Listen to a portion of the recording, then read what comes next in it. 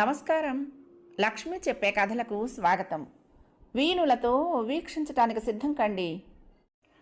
ప్రియ సఖులు, ఇప్పుడు మనం ప్రముఖ రచయిత్రి శ్రీమతి ఆరికపూడి కోడూరి కౌసల్యాదేవి గారు రచించిన భాగ్యచక్రం ధారావాహిక నుండి 8వ భాగం వినేద్దామండి. సాయంకాలం వేళ ప్రకృతి అతి మనోహరంగా ఉంది. ఎటు చూసినా పూల బాలలు నేత్రపర్వం కావిస్తున్నాయి.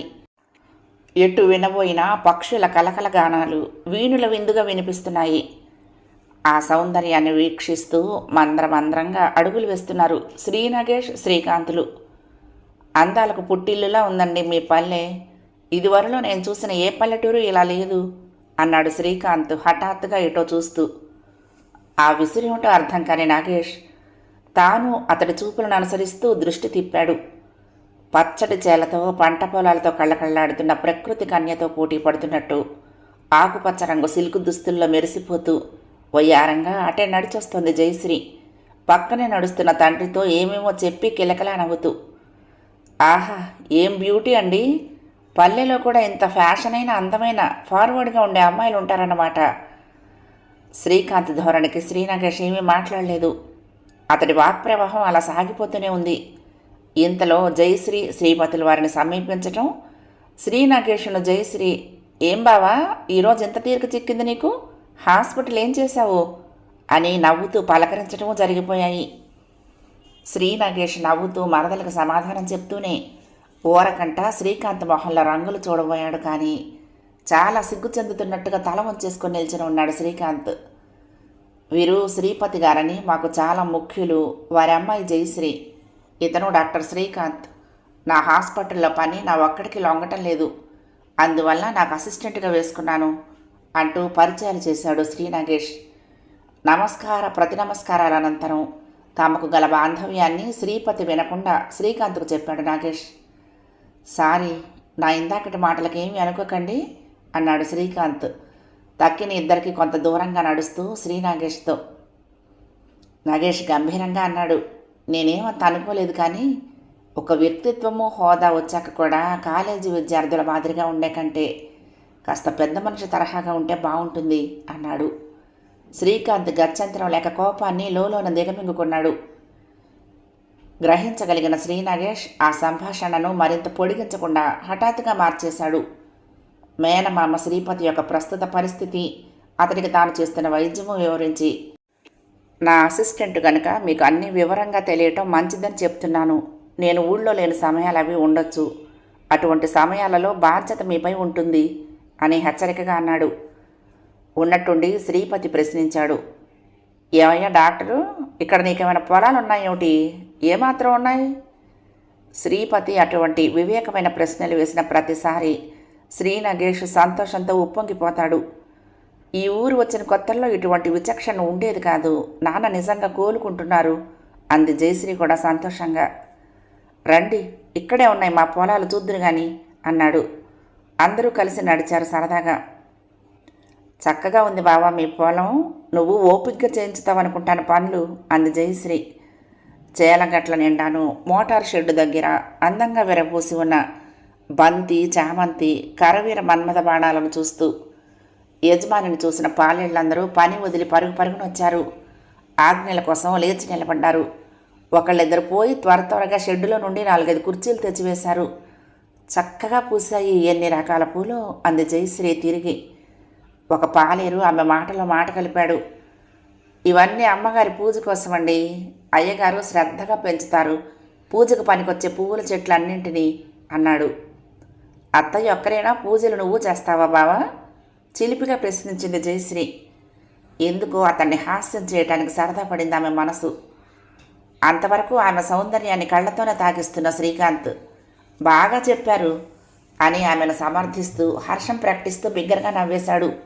శ్రీ నగేష్కి లోపల చికాకు అనిపించినా గాంభీర్యం తొణకనీయలేదు. జయశ్రీ అడిగిన తీరు కూడా అతనికి బాధ కలిగించింది. ఆ పూలపైన దృష్టి కేంద్రీకరించి నిదానంగా జవాబిచ్చాడు. అహంభావం, అవివేకత లేని ప్రతి ఒక్కరూ సృష్టి స్థితి లయకారకుడైన ఆ అతీతమూర్తి శ్రీ జగన్నాయకుని ఏదో విధంగా మనసున తలచి నిలిపి ఆరాధిస్తూనే ఉంటారు. ఆరాధనా ధ్యానాల తీరు అనేక విధాలు. పూజలు చేయనవసరం లేదు. తపసమాధిలో మునిగిపోనక్కర్లేదు. ఓహో, అయితే అమ్మగారు ఒక్కరేనన్నమాట పూజలు చేయటం. ఆ అమ్మగారి కోసమే ఈ అలంగు పుత్రులు ఈ మొక్కలన్నీ శ్రద్ధగా పెంచుతున్నారా? శ్రీ నాగేష్ గాంభీర్యాన్ని అర్థం చేసుకున్నట్టే మాట్లాడి హాసహాస్యాలతో ఎగరగొట్టాలని చూసింది జయశ్రీ. కానీ ఆమె యుక్తి ఫలించలేదు. పూర్వపు గాంభీర్యంతోనే తొణక్కుండా తల్లి పూజా ఫలమే తనయుడికి శ్రీరామరక్ష. ఇందులో కొత్తగా చర్చించవలసినంత విశేషము, ఆశ్చర్యపడిపోవలసినంత అసాధారణత ఏమీ లేవు అంటూ ఆ సంభాషణను ఆపేశాడు. పోయి మీ పనులు చూసుకోండి అన్నాడు పాళ్ళేళ్లతో. అతిథుల వైపు తిరిగి కూర్చోండి జయ, కూర్చోండి శ్రీకాంత్, మావయ్యేరి అంటూనే ఆతృత ఆందోళనలతో కొద్ది దూరంలో ఉన్న శ్రీపతిని పరుగున వెళ్ళి పట్టుకున్నాడు. అతడు వెనువెంటనే తక్కినవారు పరిగెట్టారు. మరో క్షణంలో అంతా శ్రీపతి చుట్టూ గుమిగూడారు. రెప్పవాల్చకుండా దృష్టిని ఎదుటికే కేంద్రీకరించి భయం వేసినట్లు కళ్ళు విశాలం చేసి గుడ్లు నిలబెట్టేసి గజగజలాడిపోతున్న శ్రీపతిని బలంగా పట్టుకుని అతడి దృష్టిని ఆకట్టుకున్న దృశ్యం వైపుగా తాను చూపులు తిప్పాడు శ్రీ నాగేష్. అందరూ అటు చూసినా ఎవరికి ఏమీ అర్థం కాలేదు. 2 నిమిషాలు తదేకంగా పరీక్షగా పరికించిన శ్రీ నాగేష్కి విషయం అర్థమైంది. పెద్ద శబ్దంతో ఊడ్పు చేలకు నీళ్లు తోడుతున్నది మోటారు. అది చూసిన శ్రీపతి అలా వికటించిపోయాడు. ఆ మోటార్ ఆపేయండిరా అని ఆజ్ఞాపించి ఆ దృశ్యం పూర్తిగా చక్షుశ్రవణేంద్రియాలకు సోకనంత దూరం తీసుకువెళ్ళి ప్రశాంతంగా ఉన్న పనస చెట్టు కింద కూర్చోబెట్టాడు శ్రీపతిని. మంచినీరు లభిస్తుందా ఇక్కడ అని అడిగింది జయశ్రీ ఒక జీతగాడిని. అయ్యో, నుయ్యి మోటారు ఉండగా నీటికి కరువా అమ్మా అంటూ అతను వెళ్ళి త్వరగా తెచ్చిచ్చాడు. నాన్న ఇటు చూడండి, ఆవేశపడకండి అంటూ అతని ముఖానికి నీళ్లు రాసి తాగించడానికి ప్రయత్నించింది జయశ్రీ. కానీ ఆమెకు సాధ్యం కాలేదు. ఆ పనిని శ్రీ నాగేష్ చేశాడు బలం ఉపయోగించి. అంతవరకు గజగజలాడుతూ విపరీతంగా మెలికలు తిరిగిపోవటమే కానీ నోట మాట రాని శ్రీపతి మంచినీరు తాగాక తేరుకున్నట్లు కనిపించాడు. కానీ ప్రేలాపన ఆరంభమైంది. అయ్య బాబోయ్, మోటార్, కారు, రైలు, విమానం, నా కొడుకులు, నా భార్య, ఇక అంతులేదు ఆ కేకలకు. ఇంటికి తీసుకుపోవాలి, బండి సిద్ధం చెయ్యండిరా అరిచాడు శ్రీ నాగేష్. ఆజ్ఞ జారీ అయిన 5 నిమిషాలకే సవారీ బండి సిద్ధమైపోయింది. అంతకంతకు తీవ్ర స్వరంతో అరుస్తున్న శ్రీపతిని అందరూ బలవంతంగా బండిలోకి చేరవేశారు. దారి పొడవునా ఊరేగింపును చూసినట్టు చూశారు అందరూ. బండి వెంటనే జయశ్రీతో కలిసి నడుస్తున్న శ్రీ నాగేష్ పోండి, ఎవరు రావద్దు అని ఒక్క మాట అనగానే అందరూ పిల్లలు పెద్దలు కూడా నమ్రతతో వెళ్ళిపోయారు. వారికి డాక్టర్పై గల శ్రద్ధాభక్తులు, గౌరవభావము చూసి జయశ్రీ ఆశ్చర్యం చెందింది. ఇల్లు చేరాక కూడా శ్రీపతి ధోరణి కట్టుపడలేదు. బావా, ఆ రోజు చేసినట్లు మార్ఫియా ఇవ్వకూడదు జయశ్రీ దీనంగా అంది. సానుభూతితో చూశాడు శ్రీ నాగేష్. ఆ రోజున కేవలం పరీక్ష చేయటానికే చేశాను, కానీ తరచుగా మత్తు ఇంజెక్షన్ ఇవ్వకూడదు జయ. భయపడకు, నేను ఇక్కడే ఉన్నానుగా. మావయ్యకేం పర్వాలేదు. ఆయన తీరు ఎలా మారుతుందో చూస్తాను. జయశ్రీ మరి తర్కించలేదు. దిగాలుగా ఒక కుర్చీలో కూలబడి తండ్రిని మౌనంగా తిలకించసాగింది. కారు, రైలు, నా పిల్లలు, నా భార్య, బాబోయ్ దేవుడోయ్ ఏడుస్తూ ఓపికొన్నంత వరకు కేకలు పెట్టి పెట్టి అలసిపోయి సొమ్మసిల్లిపడి నిద్రపోయాడు శ్రీపతి. బరువుగా నిట్టూరుస్తూ లేచాడు శ్రీ గణేష్. ధారాపాతంగా వర్షిస్తున్న కళ్ళొత్తుకుంటూ కూర్చున్న జయశ్రీని మందగమనంతో సమీపించాడు. దుఃఖపడి ఏం లాభం జయ, అధైర్యం చెందకూడదు ఓదార్పు వాక్యాలు పలికాడు. చూడు, జాగ్రత్తగా విను, నీకో పని చెప్తున్నాను మాట్లాడుతూ మెల్లగా వరండాలకు దారి తీశాడు. చెప్పు. జయశ్రీ కూడా దుఃఖం మాని లేచి అతన్ని అనుసరించింది. అతడు గోడ కానుకొని నిలబడి పొలాల వైపు దృష్టి సారించి తాను చెప్పదలుచుకున్న విషయం ఎట్లా చెప్పాలో ఆలోచించుకుంటూ ఉండగా జయశ్రీ మంద్రస్వరంతో అంది. అప్పుడప్పుడు పొలాల వైపు వెళ్ళి ప్రకృతిని తిలకించడంలోనైనా కొంత ఆనందం కలుగుతుంది అనుకున్నాను. ఈనాటితో ఆ ఆశ కూడా సమసిపోయింది. అవును జయ, నేను అదే బాధపడుతున్నాను. అందుకే నువ్వు ఒక పని చెయ్యి. ఇంట్లోనే అంతా ఆయన కంటికి చల్లగా శాంతంగా కనిపించేటట్లు అలంకరించాలి. అంటే ఏమిటి? ఏముంది, డోర్ కర్టెన్, పూల వాజుల్లోని పూలు, పక్క దుప్పట్లు, ధరించే దుస్తులు ఒకటేమిటి, అంతా కంటికి చల్లగా మనసుకు ఆహ్లాదంగా ఉండే లేత రంగులో ఉండాలి.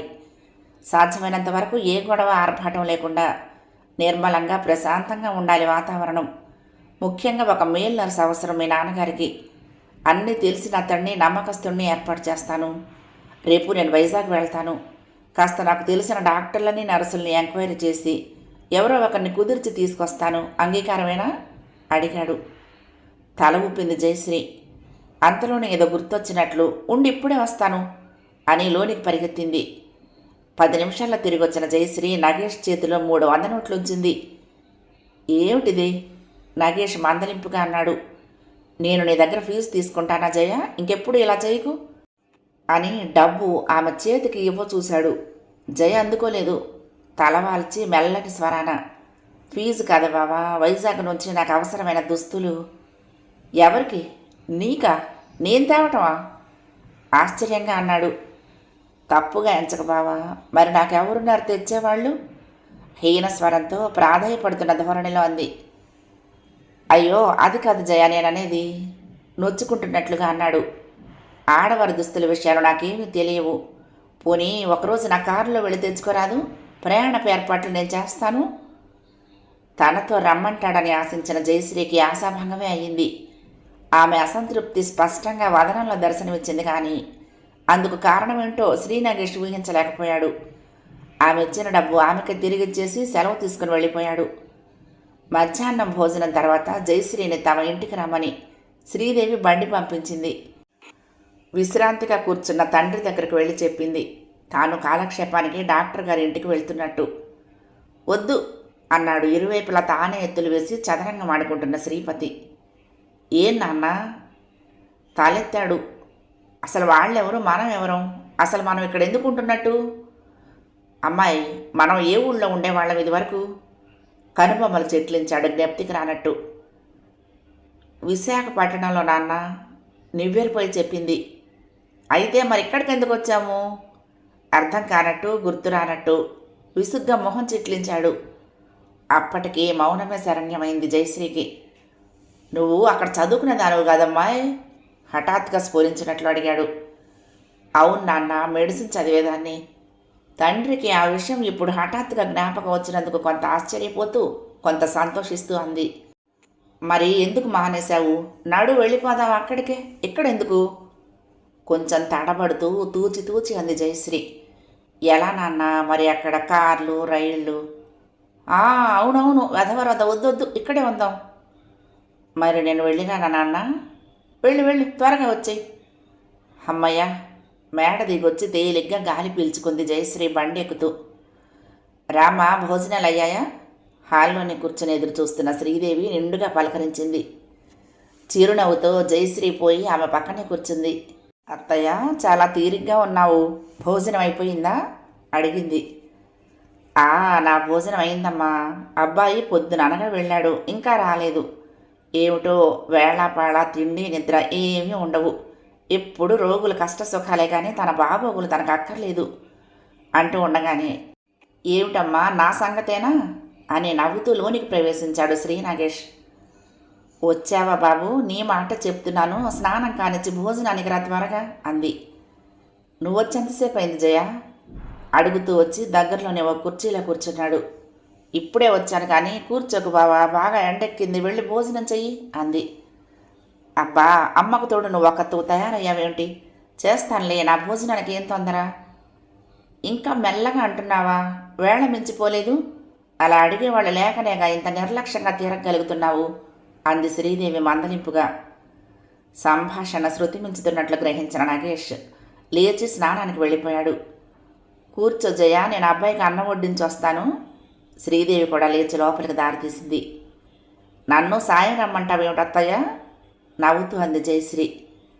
అంత అదృష్టమా తల్లి నాకు?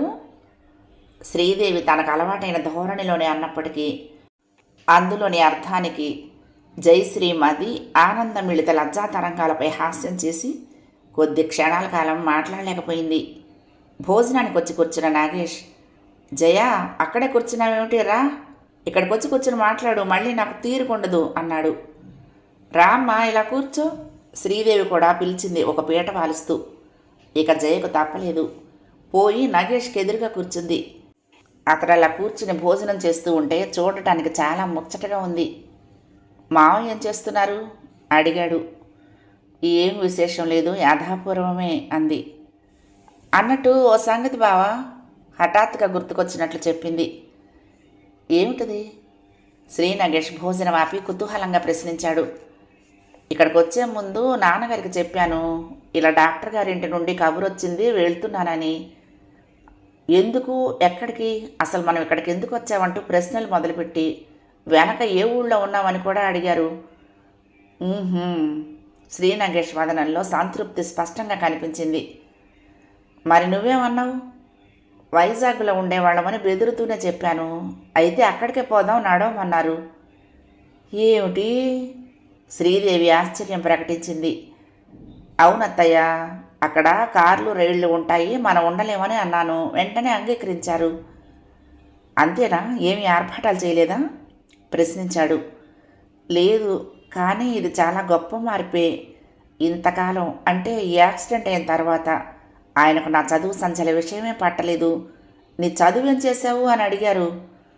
అచ్చా, పసిబిడ్డ మాదిరిగా ఆనందం పైగా ప్రకటించాడు శ్రీనాగేష్. చూసావా, ఈ ప్రశాంత జీవనంలో ఆయన జ్ఞాపక శక్తి కోలుకుంటున్నదన్నమాట అన్నాడు. అవును బావా, అంగీకరించింది జయశ్రీ.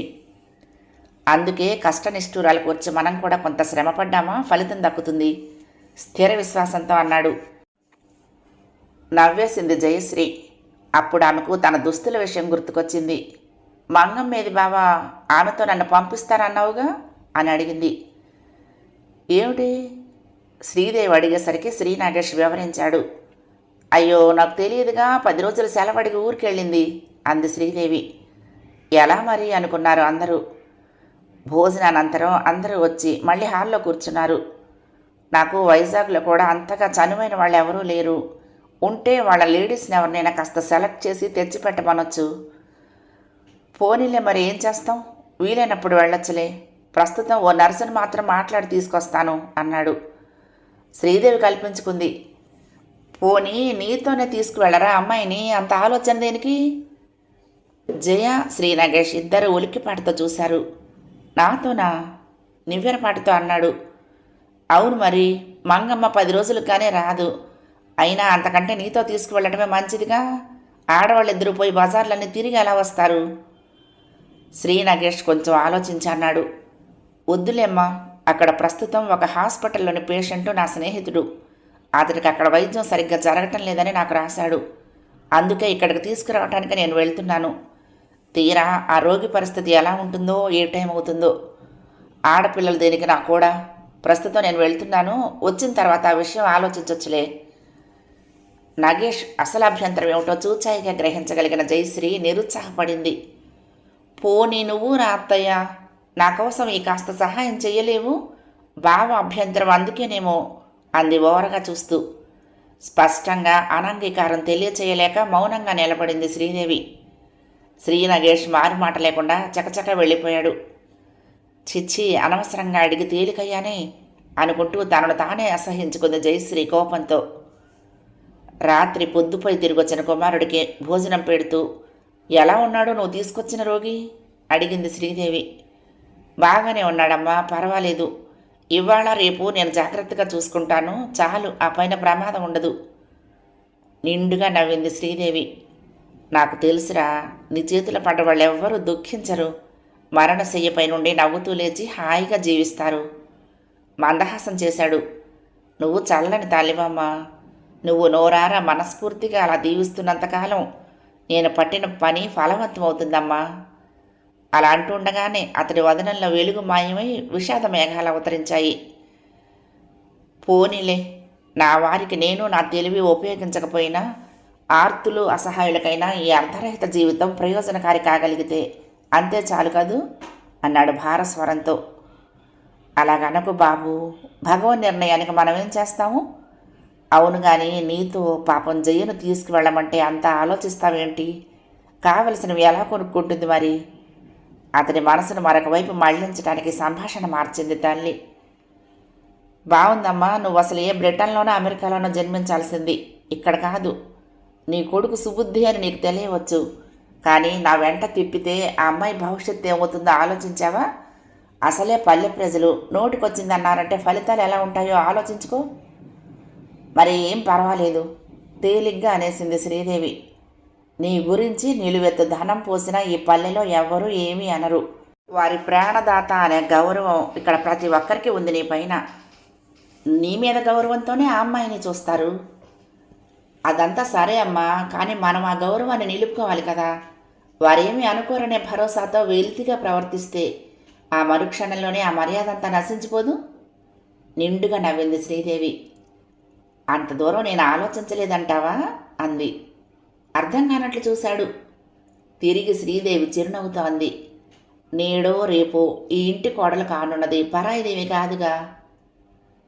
అమ్మా, ఎంత తెలివి ఉన్నా ఆడవారు ఒక్కొక్కప్పుడు బొత్తిగా అర్థం లేకుండా మాట్లాడతారు. అమ్మాయిని చూడగానే నువ్వు ఇలా ఎందుకు మారిపోతున్నావో నాకు తెలీదు అని విసుక్కుంటూనే అక్కడి నుండి లేచి వెళ్ళిపోయాడు.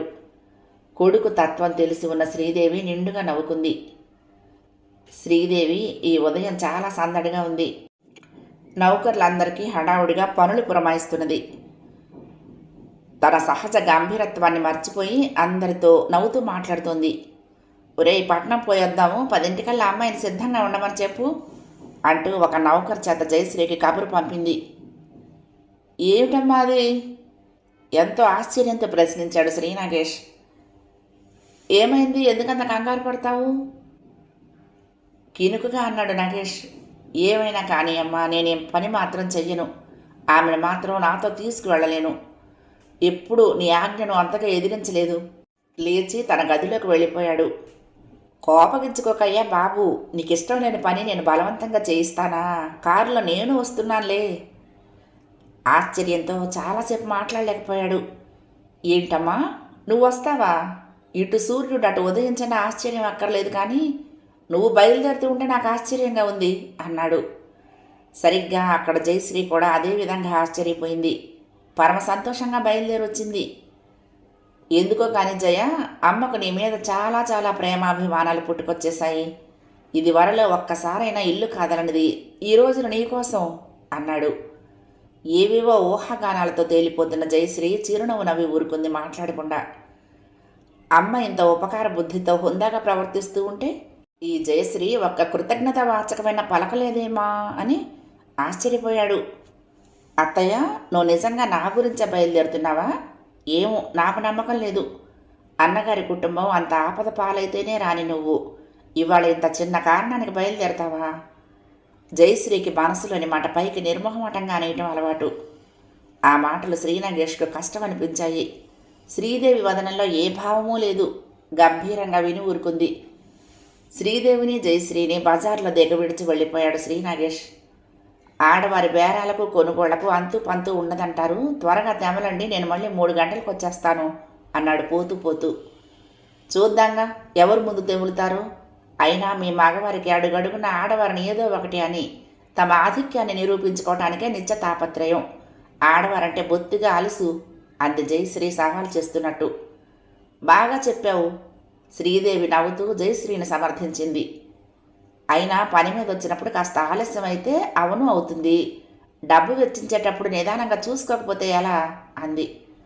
సరే బాబోయ్, మళ్ళీ తేడా వస్తే ఆ నెపం నా మీద వేస్తారు. అదేమిటో నిదానంగానే కానివ్వండి. జయ, మర్చిపోకు, లైట్ కలర్స్ ఓన్లీ అంటూ వెళ్ళిపోయాడు. సాయంత్రం 4 గంటల వేళ అతడు తిరిగి వచ్చేసరికి అనుకున్నట్టుగానే ఇంకా బట్టల కొనుగోలు పూర్తి కాలేదు. ఇంకా అవ్వలేదు అంటూ వచ్చిన కొడుకుని శ్రీధరేడి అని ప్రశ్నించింది శ్రీదేవి ఒడలంతా నేత్రాలు చేసుకుని వెతుకుతూ. వస్తున్నాడమ్మా, ఐస్ క్రీమ్ కావాలంటే అలా పార్లర్కి పంపించాను డ్రైవర్తో అన్నాడు. ఇంకా ఎప్పుడు చూద్దామా అని నేనుంటేను విసుగ్గా అంది శ్రీదేవి. కనిపెట్టానులేమ్మా, నువ్వు అసలు ఎందుకు వచ్చావు ఇప్పుడు? అయినా అంత తొందర ఏంటి? ఇక ఓ 2 నెలలు నీ దగ్గరే ఉంటాడుగా అంటూ జయశ్రీ వైపు తిరిగి ఎవరు నెగ్గారు అని చిలిపిగా ప్రశ్నించాడు. మీకు జ్యోతిష్యం వచ్చిన నాకేం తెలుసు మరి? మూతి 3 వంపలు తిప్పుతూ అంది. ఇంతకు శ్రీధర్ అంటే ఎవరు అడిగింది. నీకు తెలియదా? శ్రీదేవి శ్రీనాగేష్లిద్దరూ ఎదురు ప్రశ్నించారు. అదే తెలుస్తుందిలే తర్వాత అంటూ చటుక్కున సంభాషణ మార్చేశాడు. ఏమేం కొన్నారు చూపించండి అన్నాడు. చిరుకోపం నటించింది జయశ్రీ. కొన్నవన్నీ నువ్వు సెన్సార్ చేయాలి కాబోలు, ఇవిగో చూడు అంది. ఎన్నిక చేసినవన్నీ ఒక్కొక్కటే పరిశీలించసాగాడు శ్రీనాగేష్. ఈ చీర బాగుంది, చాలా బాగుంది అన్నాడు. అది చీర కాదు బావా, డోర్ కర్టెన్ జయశ్రీ సమాధానం. ఓసారి ఈ దుప్పట్లేంటి ఇలా ఉన్నాయి? హేళన చేయకు బావా, అవి చీరలు కంగుమంది జయశ్రీ కంఠం. ఓహో, నాకు తెలియవు నిజంగానే, మొదటే చెప్పానుగా. అన్నట్టు ఈ టేబుల్ క్లాతుల ఖరీదు ఎంత అన్నాడు. అవి టేబుల్ క్లాతులు కాదు, జాకెట్ పీసులు అని వివరిస్తూ శ్రీనాగేష్ బలవంతంగా చిరునవ్వును ఆపుకుంటూ ఉండటం గమనించిన జయశ్రీ కిలకలా నవ్వేసింది. తమాషా చేస్తున్నావా? ఇంకా తెలియదేమో అనుకుని నేను వాగుతున్నాను. పో బావా, ఇక నేను చెప్పను అంది. ఇంతలో షాపు యజమాని తాను వారికి పూర్తిగా అపరిచితున్నన్న విషయం మర్చిపోయి తెచ్చిపెట్టుకున్న ఆత్మీయతను వలకబోస్తూ శ్రీదేవితో మాటలు ప్రారంభించాడు. చక్కటి ఈడు జోడునమ్మా, ఏమవుతారు? కొడుకు కోడలునా లేక కూతురు అల్లుడునా? ఏ అన్యోన్యంగా ఉన్నారు అన్నాడు. ముగ్గురు చిత్ర ప్రతిమలైపోయారు క్షణకాలం. కానీ లిప్తపాటులోనే శ్రీనాగేష్ తేరుకున్నాడు. ఆ విస్మయావస్థ నుండి వెంటనే సంభాషణ మార్చేయాల్సిన అత్యవసర పరిస్థితిలో ఉన్నట్లు గ్రహించి, అమ్మా ఇంకా ఏమేం కొనాలి అని అడిగాడు. ఇవిగోనండి వరుసగా దొంతర్లు పెట్టి ఉన్న ప్యాకెట్లు చూపించాడు షాప్ యజమాని. తీయండి బాబు, మీరు కూడా తీయండి. ఒకటో రకమైన షూటింగ్ క్లాత్ ఉంది, షర్టింగ్స్ కూడా ఉన్నాయి. చెప్పండి ఏం తీయమన్నారు? ట్వీడ్, బిన్ని, టెర్లిన్. తృప్తిగా ఊపిరి పీల్చుకున్నాడు శ్రీనాగేష్. షాప్ యజమాని ధోరణి పూర్తిగా మారిపోవటంతో. నా పని అయ్యింది, బిల్లు రాసేయండి అంది జయశ్రీ. చిత్తం, అయ్యగారు ఏమీ తీయనేలేదు అంటూ నసిగాడు బిల్లు రాస్తూనే. ప్రస్తుతం అన్నీ ఉన్నాయిలేండి నాకు అన్నాడు నాగేష్. ఈ చిన్న చిన్న బొమ్మల గుడ్డ చాలా బాగుంది అబ్బాయి, తీసుకుందామా అంది శ్రీదేవి లేత నీలిరంగు ప్రింట్లో ఉన్న లినిన్ క్లాత్ను ఒకదాన్ని చూపుతూ. బాగుందమ్మా, కానీ ఎందుకు మనకి? బుష్ కోటుకు బాగుండదు. ఎవరికి? నాకే అదిరిపడుతూ అడిగాడు. జయశ్రీ కూడా ఆశ్చర్యంగా చూడసాగింది. అతను దొరికిన షాప్ అతను లంకించుకున్నాడు. మీకంటే పెద్దవారు కూడా వేసుకుంటున్నారండి, ఇప్పుడు ఇదే ఫ్యాషన్ కాదు. తీస్తున్నాను చెప్పండి, ఎన్ని గజాలు? మీకు 3 గజాలు చాలనుకుంటాను. అతడు అలా ఊదర కొట్టడం చూసి విసుగ్గా మొహం పెట్టాడు నాగేష్. ఆ చికాకును గమనించిన వ్యాపారి కొంచెం తగ్గాడు. ఇందులో ఎన్ని కలర్స్ ఉన్నాయో అన్ని తలో గజమున్నర తీయండి శ్రీదేవి ఆజ్ఞ ఇచ్చేసింది. దొరికిందే తడవుగా అమ్మకందారు గుడ్డ కొలిచి తీసేస్తున్నాడు. అర్థం కానట్టు చూశాడు నాగేష్ తల్లివైపు. అమ్మ, నేను రంగురంగుల బొమ్మల చొక్కాలు తొడుక్కుంటే కాలేజీకి వెళ్ళే హీరోని చూసినట్టు చూస్తారు జనం. డాక్టర్కున్న గౌరవం నశించిపోతుంది అన్నాడు. శ్రీదేవి వదనం అప్రసన్నతకు ఆలవలమైంది. ఏరా, నువ్వు అసలు శ్రీధర్ సంగతి పూర్తిగా మర్చిపోయావనుకుంటాను బరువుగా హసించాడు. ఎందుకు మర్చిపోతానమ్మా, కానీ సైనిక్ స్కూల్లో చదివే కుర్రాడికి అటువంటి దుస్తులు ఎందుకమ్మా? చాలే, ఇక ఇంటి దగ్గర కూడా ఆ ముద్దు గుడ్డలే తొడుక్కోమంటావా? ఈ నెల సెలవులు నా ముచ్చట తీరా ఈ 4 రోజులైనా చూసుకోవద్దు? పోనీ అలాగే కానీ అమ్మా, దానికంత మీమాంస దేనికి? త్వరగా తెమలాలి, అక్కడ మామయ్య ఎలా ఉన్నారో. ఒక్కసారిగా జయశ్రీ వదనంలో దరహాస చంద్రికలు, ఆనంద జ్యోత్స్నలు ఆరిపోయాయి. సినిమా చూసి వెళ్లే యోగం లేదు అంది నిరుత్సాహంగా. అలాంటి ఉద్దేశం ఉంటే ఇంకా ముందుగా వచ్చి మ్యాట్నీ షో చూసి వెళ్లాల్సింది. ఇక ఇప్పుడు ఎలాగా అన్నాడు. అతడి మాటను తేలిగ్గా తీసేసింది జయశ్రీ. పోనీ ఇప్పుడైతే ఏం? ఇంట్లో వంట మనిషి నౌకర్లు ఎలానూ ఉన్నారుగా, చూసి వెళ్దాం అంది. వద్దు జయ, అంత సాహసం వద్దు. మావయ్యది పూర్తిగా పసిబిడ్డ స్థితి. నౌకర్లకేం ఎందరైనా ఉంటారు. బాధ్యత సొంత వారికి మినహా మరెవరికీ ఉండదు అంటూనే అక్కడి నుండి లేచాడు. జయధోరణిని గురించి లోపల ఆశ్చర్యంతో ఆలోచిస్తూ, కేవలం ఒక విధిగా తప్పనిసరిగా ఆమె తండ్రి ఆలనా పాలనలు చూస్తున్నదే కానీ అందులో ప్రేమాభిమానాలు, మమతా బంధనాలు కొంత కొరవడినట్లు తోచింది అతడికి. ఆలోచనలతో పరధ్యానంగా వీధివైపు అడుగులు వేస్తున్న అతడు నమస్కారం అండి అనే సన్నని కంఠం విని ఆశ్చర్యంగా తలెత్తి చూశాడు. గుర్తుపట్టలేకపోతున్నట్లున్న అతడి చూపులను చూసి, మర్చిపోయారా అంది ఆ యువతి దరహాసవదనంతో. ఓ, లక్ష్మి గారి కదూ, గుర్తురాక కాదు, హఠాత్తుగా కనిపించడంతో కాస్త తడబడ్డాను అంతే మనస్ఫూర్తిగా చిరునవ్వు నవ్వుతూ అన్నాడు. అమ్మగారు కులాసానా అండి? జయశ్రీ ఆమె తండ్రి గారు కుశలమా? మనస్ఫూర్తిగా ఆప్యాయతతో అడుగుతున్నట్లు ఆమె నేత్రాలే స్పష్టీకరిస్తున్నాయి. వారు వచ్చారు అదుగో అన్నాడు శ్రీనాగేష్. ఓ వచ్చారా? సంతోషంగా వారి దగ్గరకు నడిచింది శ్రీలక్ష్మి. నమస్కారం అండి, నేను గుర్తున్నానా? అడిగింది శ్రీదేవిని. ఆ అంతా బాగున్నారా? బట్టలు కొనడానికి వచ్చావా? నవ్వుతూనే మాట్లాడుతున్నప్పటికీ శ్రీదేవి ధోరణిలో పూర్వపు ఆప్యాయత ఆత్మీయతలు లోపించినట్లు గుర్తించడానికి తెలివైన శ్రీలక్ష్మికి అట్టేసేపు పట్టలేదు. అది శ్రీనగేష్ కూడా గుర్తించాడు. సస్నేహంగా జయశ్రీ వంక చూసింది శ్రీలక్ష్మి.